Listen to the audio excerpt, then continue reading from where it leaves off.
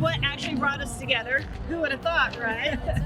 So a mutual friend of ours put us together. She was signed up to do a sprint relay with Tiff and one other, but she had some things come up and she wasn't able to do her portion of it. So she connected me with Tiff. I'm not really good with new people, so I was a little bit hesitant and a little bit nervous because I had never met Caitlin. I didn't know anything about her, and yeah, I was pretty nervous, but I also didn't want our friend to feel guilty about not doing the race and then just skipping out on the race completely. So I'm like, all right, I'll give it a shot.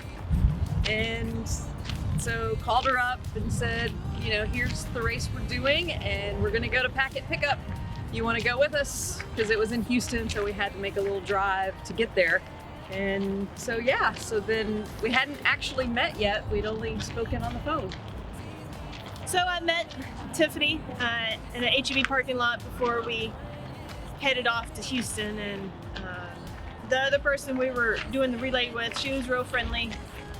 Tiffany was in the front seat, and I don't know that I saw her face until we got to Houston because she never turned around and said hello or anything. And I was like, all right, we'll see how this goes. I wasn't being an ass. I just saw her, and in my mind, I was like, oh my gosh, she's beautiful. And that was really it. I was just kind of smitten and just couldn't really say much. And again, I'm not great with new people sometimes, so I was really nervous. She really had me kind of thrown for a loop, and I was excited to spend the rest of the day with her and see how this race was going to come together. 2013, Tiffany was training for her very first Ironman. I didn't even know what an Ironman was. I was just training for a sprint triathlon. But the more I hung out with Tiff, the more I learned about Ironman, and the more I then wanted to do one myself.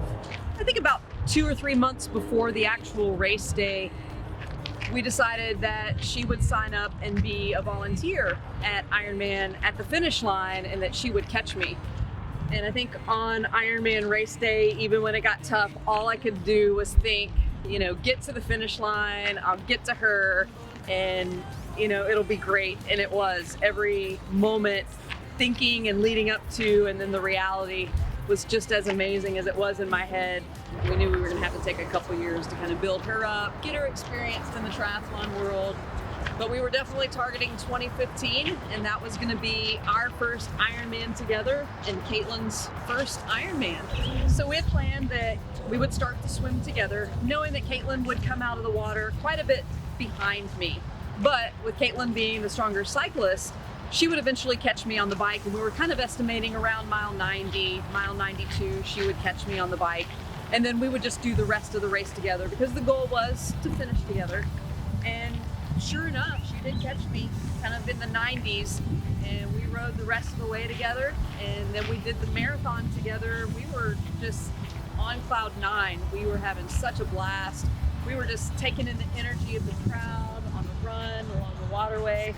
And yeah, we finished and we did it together, and it was cool for me that I had already done my first Ironman because I got to really look at Caitlin's perspective and watch her enjoy it and her take it in. So it was awesome for me to just experience it as a fan of this woman that I love so much.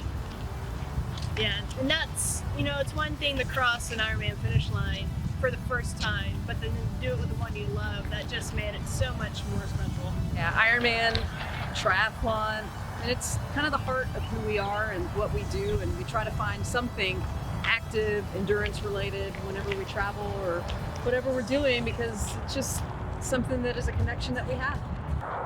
So 2014 was the year we officially sealed our love story. So at the time, it was just a limited amount of states that we could say those vows and have that special tie Legally.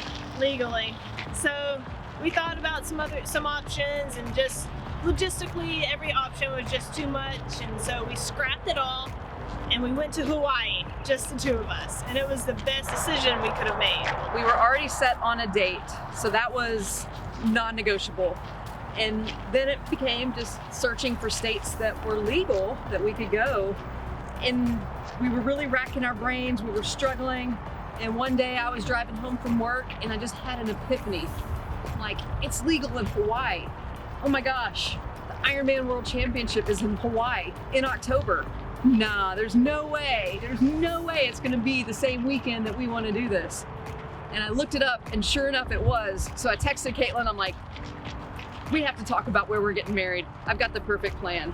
And we went to Hawaii, the Big Island, Kona, and we volunteered at the Ironman World Championship in 2014. We were at the finish line when Sebastian Kienle finished and won his championship. And we were at the finish line watching Miranda Carfrae make an epic comeback, passing Daniela Reef. We were at the finish line to see Rennie win her last Ironman World Championship. We had chills. And then we went back and we volunteered at the finish line at midnight. We caught the mayor of Kona, who actually just passed away. He was like a huge story of the week. And just to be around the energy, that was incredible. But I think the big part of the story is we were finish line volunteers at midnight, and 6 hours later, we were standing on a beach, just the two of us, saying our vows, and couldn't have been a more perfect story, just like our love story.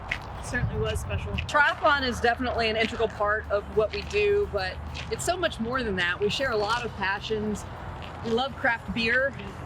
I think if there's a perfect trip that we can take, it's going to involve doing some type of race, drinking some beer, and just enjoying traveling, which is another love of ours. And, one of those perfect places that we like to go is Boulder, Colorado. It has everything that we love and kind of marries all those things together.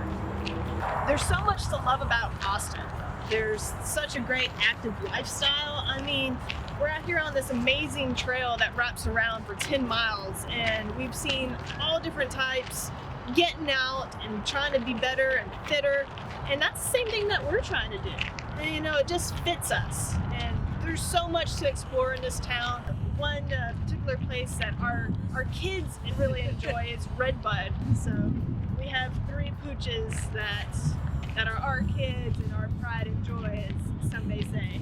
Yeah, and it's such a pet-friendly community that you can take your dogs almost anywhere. But yeah, Redbud's one of their favorites, and it makes us smile just as much as they enjoy being out there and running around the island and splashing and getting to meet the other dogs.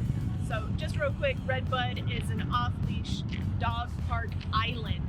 So we just Pretty epic. Yeah, let them loose, and all the other dogs are loose, and it's on an island, so they're, you know, pretty safe. So they just love, and it's great to see them run and the smiles that they have. We definitely love to travel, and we've been afforded so many great opportunities, especially because of triathlon. I mean, we went to South Africa, where we did the 70.3 World Championships in 2018, and that was a trip of a lifetime.